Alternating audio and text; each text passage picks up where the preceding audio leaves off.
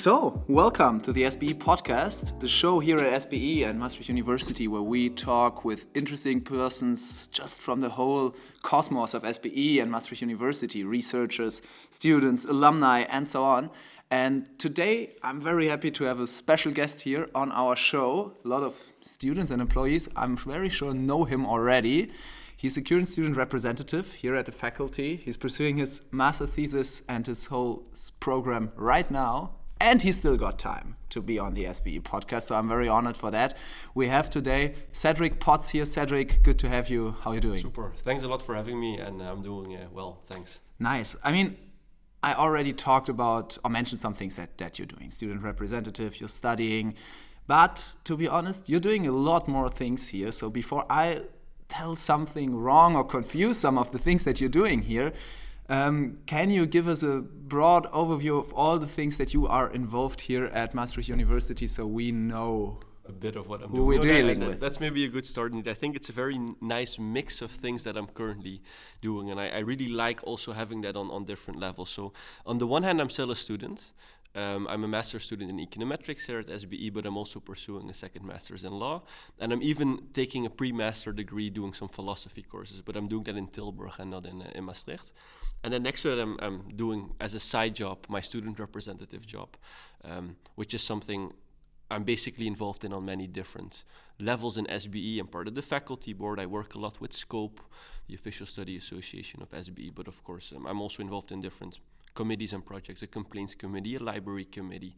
I'm the president of the student council, there's currently a project, for example, Spark, which is about a different pilot that we're running in the Bachelor Economics and Business Economics. And well, whenever there is a student voice needed or from a policy perspective, that's typically something I might be involved in. Okay, nice. I mean, this is a lot of things to cover, and Yes. I think we're going to at least the most important ones here in today's episode, but also maybe some background about you. You are from Maastricht, Yeah, right? born and raised. Born and raised. So we have a real local here on the show, which is also quite interesting. I mean, you know that better than everyone, that Maastricht is a super international city with so many people from all of Europe, all around the world here. From your perspective, born and raised here, being involved at that great university, what do you think makes this city, this place special, and also the university here? Yeah, of course, it's a very small city. I think it's, I like it a lot because you have a very nice mix of the city itself with a lot of different traditions, good places where you can eat, a lot of events taking place all over the year, but also this. Well, it's very easy to get into nature, do some sports. I think that mix in terms of nature and city is very nice.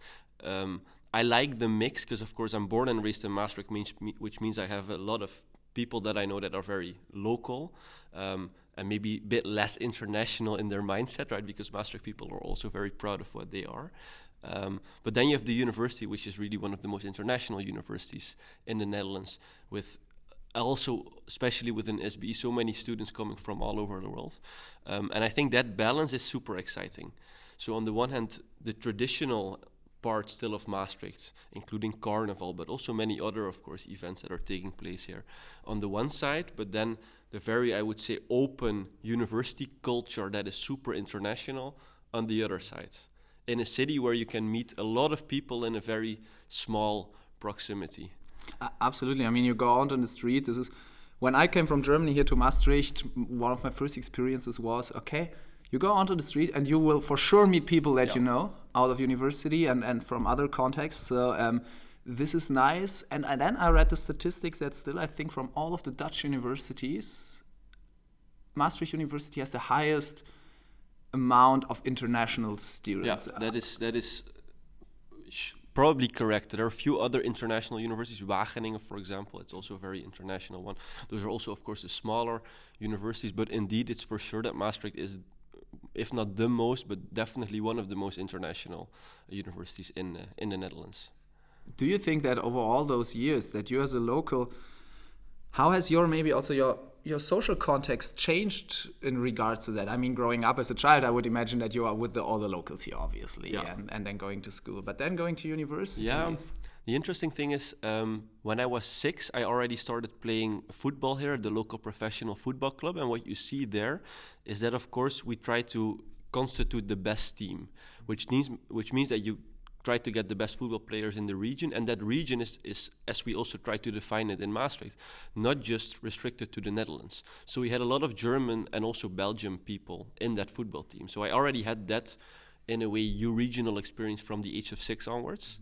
And then in my high school, I actually pursued a bilingual program, which meant that approximately 60% of my courses were in English and the remaining 40% in Dutch. Still, that school was mostly Dutch people, but that meant that we were already kind of working on this global citizenship kind of skills, with also more of an international mindset in a way. So for me, that transition to university was not very difficult or different from what I was used to in high school, because I was already, used to the mindset of being in an environment that at least thinks in an international way. Of course, in university, the composition is also really international, which was for me one of the reasons also to stay in Maastricht. Absolutely, it's interesting. However, let's try to cover a bit what you're actually doing and how that connects not just to the university, but also maybe to you as a student and, of course, a future professional in whatever that we will see right now, because I think there are a lot of different perspectives to cover here. But maybe starting with the thing that maybe most of the people here at the university know you for. You've been the student representative at SBE for some years, if I'm correct? 2 years. 2 years, exactly. Can you guide us a bit through what that actually means? What are you doing there? Yeah, so in a way, you could say that the student representative is the linking pin between university policy and the student body.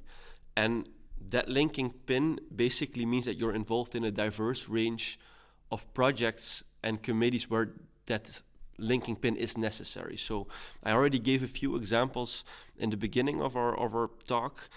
I'm part of the SBE board, because students are one of the most important stakeholders, of course, of this university.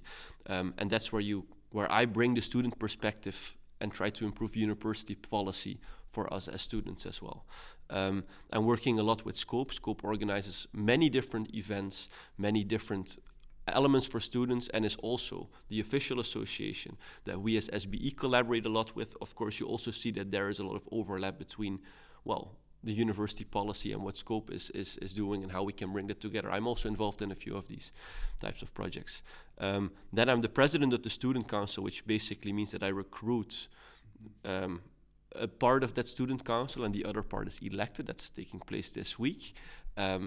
These people come together in the student council, and there we also run projects to enhance the student experience here, and also that's where I get a lot of my input that I also bring to the SBE board and to other committees.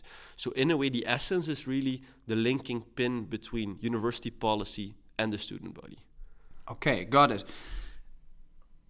First of all, how did it end up that you became the student representative? What is the way? Can everyone be that? How does that work? In a way, yes, because it's a recruitment procedure.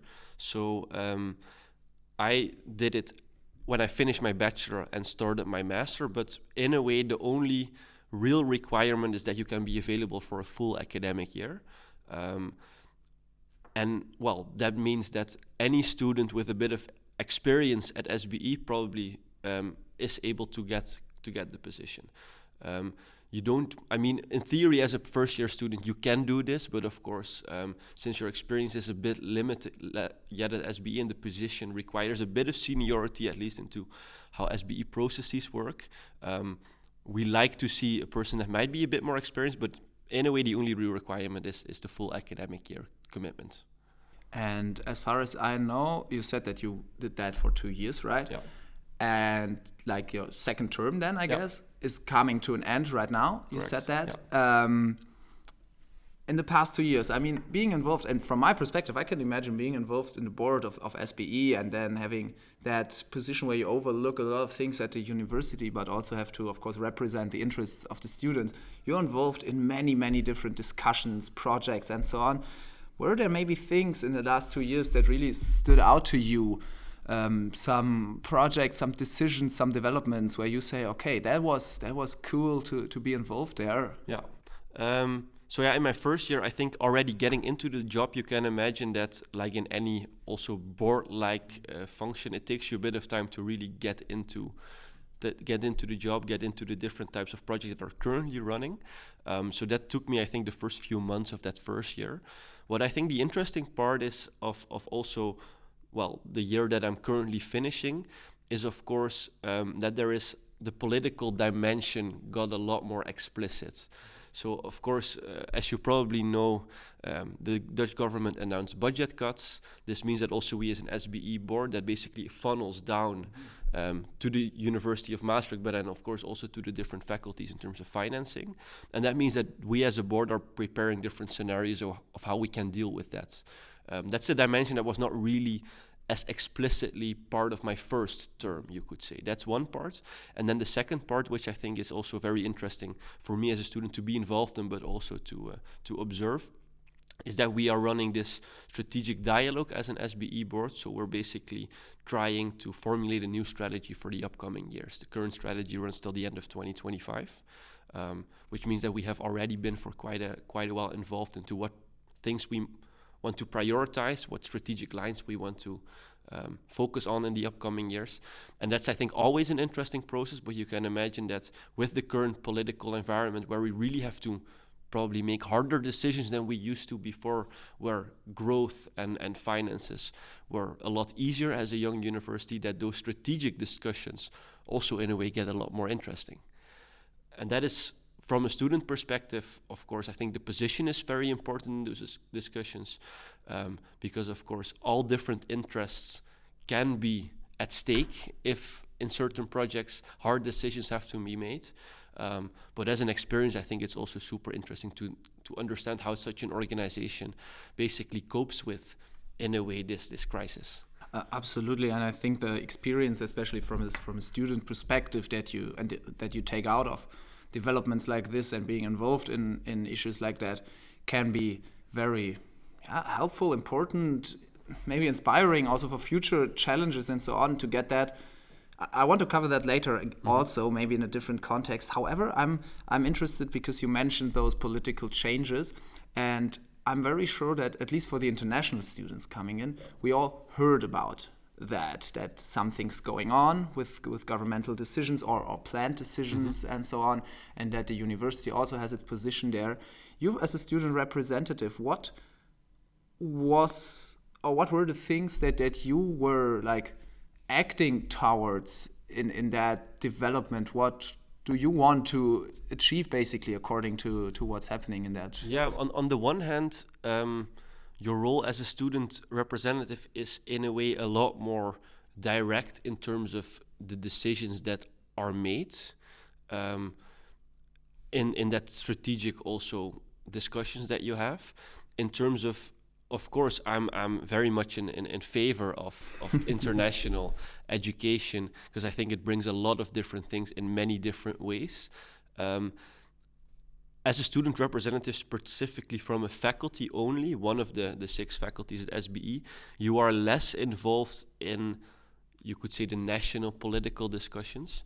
I've also had, I'm in contact and I have had talks with people that are doing this position, but then within the executive board of the university at different universities. So in Amsterdam and in Utrecht and in Groningen and in Tilburg, you have those positions. And these people you see are a lot more involved into also, well, the lobbying that is happening in The Hague, where the political center of the Netherlands is. I'm in a way less involved in those types of things, but of course in the end it funnels down, and then my perspective is useful in whether a decision is made on a certain topic or not.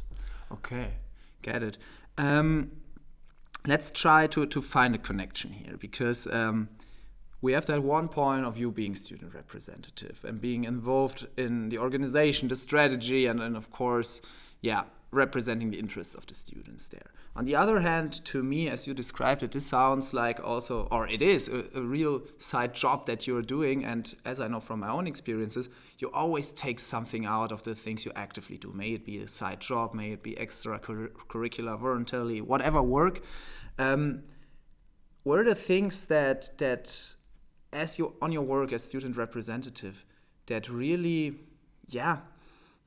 helped you or had effects on your personal, your professional, also maybe your academic development and actions, where you say, okay, I learned that and that, or had that experience that helped me in a different context? Yeah, I mean, I think what you learn is, of course, in a way, not always easy to describe, but I think it's on the one hand more, you could say, the hard content-related skills about knowing how a certain governance works in SBE, how certain decisions are made, and how that funnel looks like within an institution like a university, which different bodies essentially have to approve things, and how that works in those dynamics. Financially, right, we as SBE are a pretty big faculty, and of course have to accordingly manage our finances. So in a way, you really see how that stuff, that managerial finance or managerial accounting that you've probably done in courses, works in practice. And then, of course, there is the soft side of people dynamics, right? You work as a student representative. You're the linking pin, so you work with a lot of different people within the university, with students, with professors, on all different levels. And I think that's also the part that I like a lot about the job, because I think there are a lot of amazing people working at this faculty, that you learn how to work with them and how to effectively, basically, solve problems.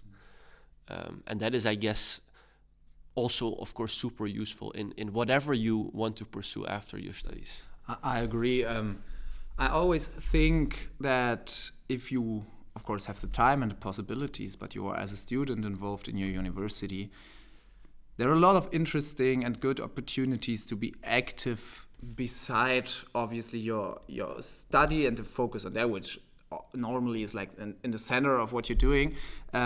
But having different opportunities. I remember from my own experience when I did my bachelor's that I was heavily involved in doing radio station in my university in Germany. And of course, then the question is, okay, how is that related to your actual studies? And in theory, I would say there's not a real connection to the field that you're studying and doing an activity like that. On the other hand, you see, as you said, solving problems, organizing things, prioritizing things, dealing with different people, stakeholders, whatever. I think that is an important thing to do and to learn, and it's still quite cool environment where you're also allowed to, let's say, to experiment a bit. Yeah, and of course you're a student representative. People know that you're still learning, that you're still young, but you do get the opportunity to work, of course, with very senior people that have studied actually maybe how it should work in an ideal theoretical way. But of course also have a lot of experience about how this works, and you can really learn a lot from them, obviously. And that helps you, of course, maybe in later problems or situations that you face, because at least you have an idea of how you can approach it. Absolutely. What I also think is interesting here, because you mentioned that at the very beginning, apart from an activity like being student representative, you mentioned several subjects that you are studying or that you have studied. So your main subject is econometrics, where you're pursuing your master's in right now. But you also mentioned, to start with that first, law studies. Yeah. What is the exact connection here? Where are you in both fields of the studies? Both master programs is one? So it's both master programs, and within econometrics I did my bachelor's here as SBE as well. And within econometrics you can obviously specialize also in different fields. I'm in a way going a bit more into the intersection between econometrics, which is more statistics in a way, and the data science part. Mm-hmm. And there is a really nice overlap there that I'm taking my courses in, but also writing my thesis in. For law, it's also a master program, and it's corporate and commercial law. So there's still the economic dimension that is relevant to interpreting the law. But of course, it's a different way of looking at a situation than you do from an economic perspective necessarily. For sure. Do you see any connection or content connection between those two subjects? So in some courses, that is, there are, I think, really direct connections.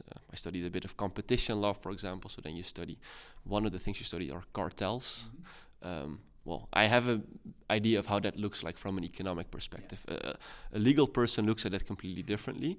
But of course, you see that you're talking essentially about a similar thing, but at least you have two different lenses that come together. And that is also the case in some other courses, but I would say in general the overlap is quite limited. And I like that. I'm thinking about this topic a lot in my life, because I also studied 2 subjects before coming to Maastricht here, finishing one degree in musicology, business. right? Exactly, musicology and history, and the other one in business or business administration. So, and of course, I'm asking myself, or getting asked a lot, okay, where do you see the connection there? What is actually the connection, and how does that interact with one another? And I think your point here is very interesting in saying, okay, maybe it is not that pure, let's say, academic or content connection here. On the other hand, having different perspectives on things and learning to research different fields and how that works, I think is also very, very interesting. Yeah, I think you can really ask yourself the question, why do you need the connection? Exactly.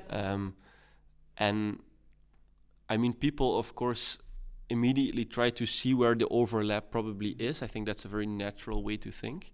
But the philosopher would ask the question, why, right? Exactly. And I think there are things to say for taking a career that is maybe not in on all different levels. You can connect that to one holistic picture, but you just try different things.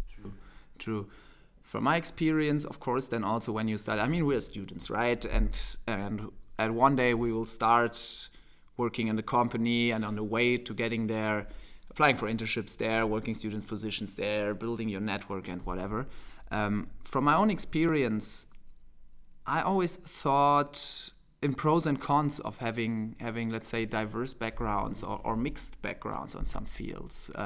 Pros, of course, you always stand out a little bit, because then you're not that student who's just studying business or econometrics, and on the other hand, and of course other subjects. On the other hand, of course, it can be sometimes for other people hard to grab. You know.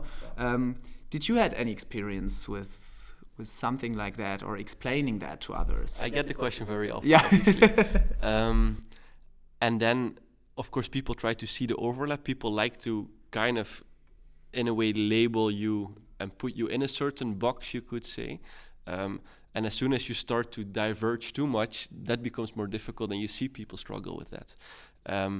Whether that's an issue, well, for me, it's not an issue. I think it's, I see it very differently. I mean, talking about musicology, right? I think I see it as a strength, this kind of diverse, in a way, more non-linear study trajectory, the ability to put on different lenses.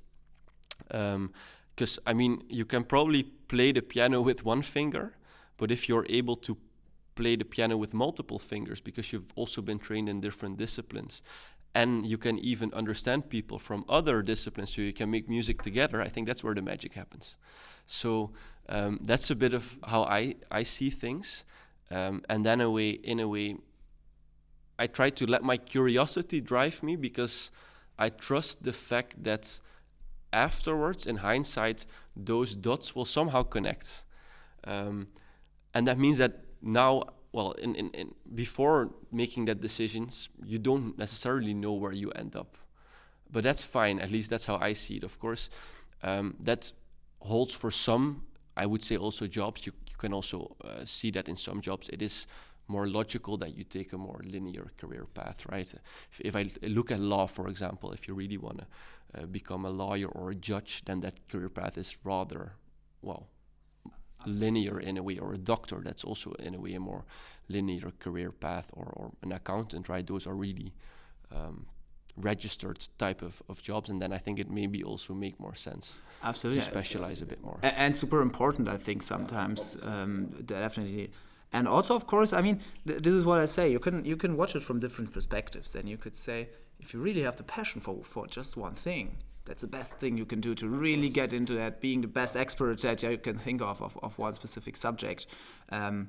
What I realized in the past is also bringing together some, let's call them experts, as I said, and maybe more diverse backgrounds, this can also work. So, of course, depends on the context and so on, and sounds super philosophical right now, but I think that is an interesting approach that also a lot of companies that I experience are also pursuing right now, to see, okay, how can you link those really, really good experts in their fields with more diverse background people. Yeah, and I think the main issue in many situations is also a communication problem, right? If you're very expert in one topic, then you may have a certain few ways of explaining yourself, but it's not always easy then for a person that's not an expert in that field to really understand what you're doing. So in a way, you need to connect those different things, and then you can do really beautiful things, obviously.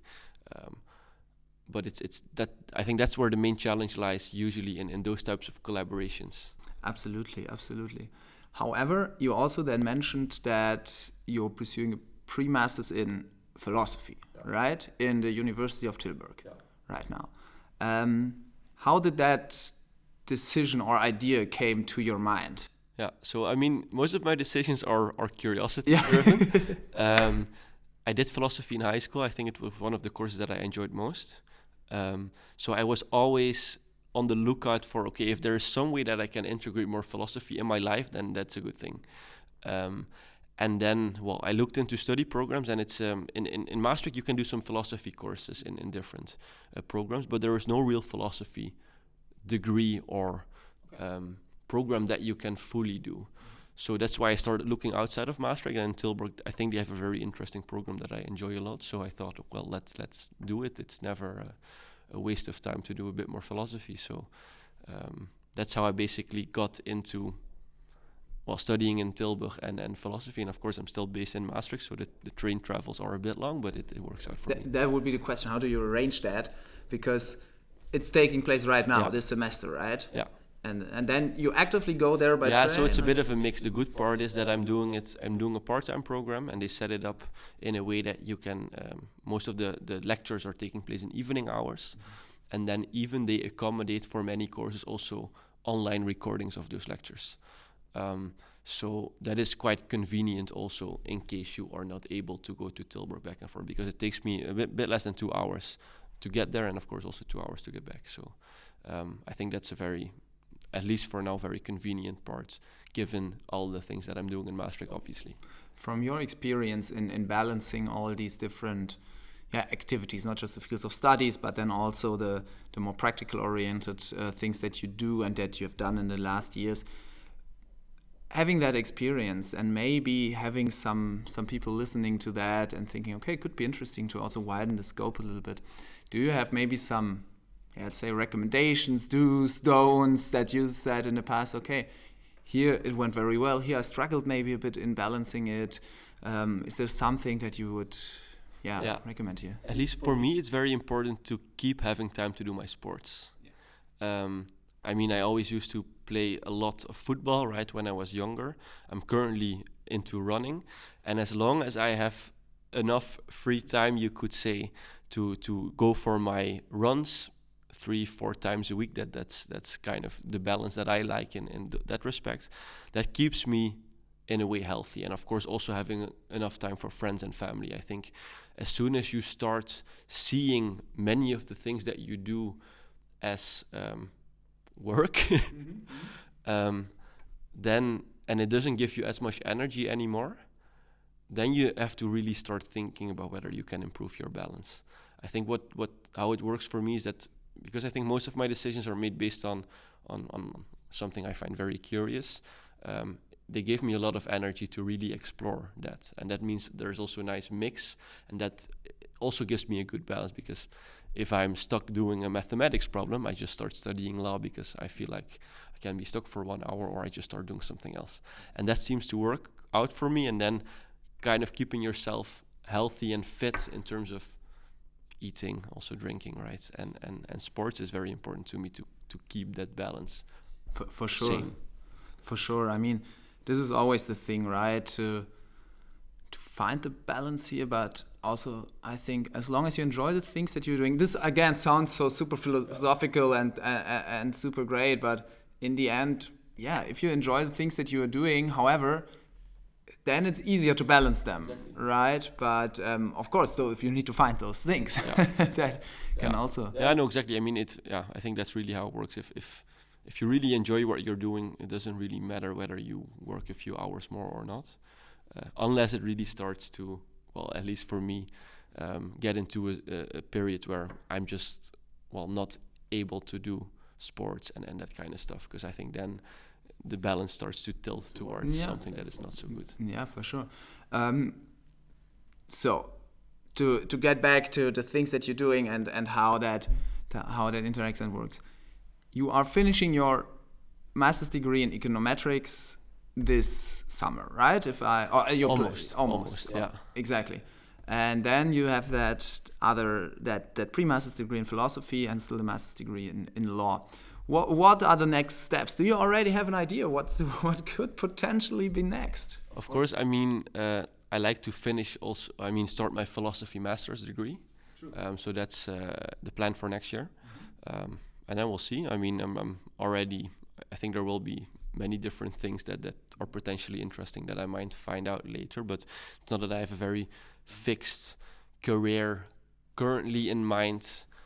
Certain industry that I might want to work in. That's not something I've decided yet, so it's quite open, essentially. Have you ever thought about going international? I think some international experience is fun, but I do see myself working based in the Netherlands still. Yes. I mean, this is then always the question, right? Especially as students from Central Europe, there are great opportunities in theory of going to other countries, exploring the continent, exploring the world, basically, having a look at different industries. But yeah, then of course at some point some decisions need to be made, I think. So yeah, I mean, so you have that master's degree coming up, which is very interesting. But that also you plan to do in the Netherlands, I guess, right? Then, which is not possible here in Maastricht, right? So you will leave that city, if I understand that correctly. I will probably. I mean, I think I will probably still have some stuff to do in Maastricht that I will be based here. I think Maastricht is a lot nicer than Tilburg in terms of city. So I don't think next year I will leave Maastricht, but of course I will be spending more time in Tilburg for sure. Sure, exactly. Do you have maybe, because now that we're talking a bit about experience here in the Netherlands, you're a local, you know how it goes, but we talked about so many internationals coming into the city and coming to the Netherlands. What would you recommend maybe some aspiring students who are coming to Maastricht, to the Netherlands, about what to do, what to prepare for? I think this is also very interesting to know better beforehand and maybe too late. You mean incoming students that start For studying example, here? Yeah, exactly. Yeah, of course there are some basic stuff that I think you have to start in advance. If you really decided that you go to Maastricht and come to the city, then of course it's still a good advice to start looking for a room early. I think it's also very nice to have seen the city and the university once. I think for the rest, Maastricht is a very accessible city, I think, in many different ways. So I don't think it's very difficult to find your community. There are many different associations that you can join. Also within your study program, it's probably quite easy to get along with students, so I wouldn't be too afraid about the social element of living here, but of course some practical stuff might be very good to look into in time. And most importantly, maybe that housing issue that we discussed that in the last episode here of SBE Podcast a little bit. Yeah, exactly. This, of course, is always very important. You mentioned other student associations, student activities, and I think after talking so many or discussing so many things about extracurricular activities, what do you think are maybe important or activities, organizations worth talking about if you as a student want to make most out of your studies besides just studying here at the university? I mean, you can of course also see that question from different angles. So there are some associations that I think you can do great, more from a social perspective, find your community. If you're Dutch, of course, there are different sororities, fraternities, and student associations. I haven't been part of any of these, but I think those are good ways to get to know people on a social level. And of course also they later probably in your life in such an association start organizing career events. And I think that mix is present in most of the associations. So they have social elements, they have career-related events, because that's how they get their money essentially to organize the social events. And then there are even associations also like school where you can do some more academic stuff. And also other associations that are really a lot more targeted, of course, towards working and developing different skills. There are certain consultancy associations here in Maastricht that might be interesting if you want to get to know a bit more about what such projects are like. There is an investment association also in Maastricht where you can apply your finance skills a bit more. And of course there's plenty of other associations that might be interesting, depending on what you're curious about, I guess. But I think that is then the case, right? I personally, I think you would agree. If not, please correct me. But if you have the chance and the time and opportunity to be involved more in a university than just studying, I would definitely recommend it for several reasons, right? Of course, gaining more experience in organizing things. From a practical view, it looks like nice on the CV, but of course you get to know new people. So to sum that up, yeah, I mean, indeed, also within the university, I think the CV is nice. I see it as a byproduct. And I think there are a lot of different interesting things. You can become the SBE Podcast. And of course, there are many other very interesting positions that you can learn a lot from and work with a lot of interesting and cool people. So as long as you, I think, are open-minded and know a bit where you need to look, there's plenty of things you can do next to your studies, and I would always recommend to try a few of those. I think the university absolutely offers those opportunities here, and you have to look out for that. So maybe as a recommendation or as a key takeaway, as we like to talk in academic terms all the times, and here at the university, if you're interested in whatever, I think university offers so many different things. It's always worth to have a look on there and to not be shy and to engage with whatever activity it is, whatever field it is. And I really think also SBE and Maastricht University in general were pretty accessible university. Of course, that maybe also stems from a problem-based learning, but I think being proactive takes you really far. Professors are very accessible. I think it's if you look for it, you can also find where you need to basically approach them, and that can bring you to a lot of very interesting places. Absolutely. I think that having as a key message here shows that it's always worth to do so and to have a look on the left and to the right, what's going on, what you're interested in. Cedric, so far, thank you so much for being here on the podcast. Is there anything, I mean, for sure, this conversation could all go on for hours and to cover a lot of different topics. Still, is there anything that you think is worth mentioning, or that I would say as some sort of takeaway almost, be curious, be open-minded, and try to trust that the dots will connect. Mm-hmm. Absolutely agree. Somehow they will, for sure. And if they not obviously connect, it's still worth the experience and the people that you meet on the way there. So I think it is always worth to have that perspective and try to experience a lot. This is university, right? This is the time and place just to find out what you like, what you don't like, and to connect with the right people there, because there are always nice and open-minded people who want to connect and build some things together. Cedric, thank you so much for being here on the episode of the SBE Podcast. And of course, to all our listeners, if you have any questions or something, you can reach out to us here at the SBE Podcast. And hopefully see you again or hear you again on the next episode. And until then, goodbye, take care, and thank you, Cedric. Thanks.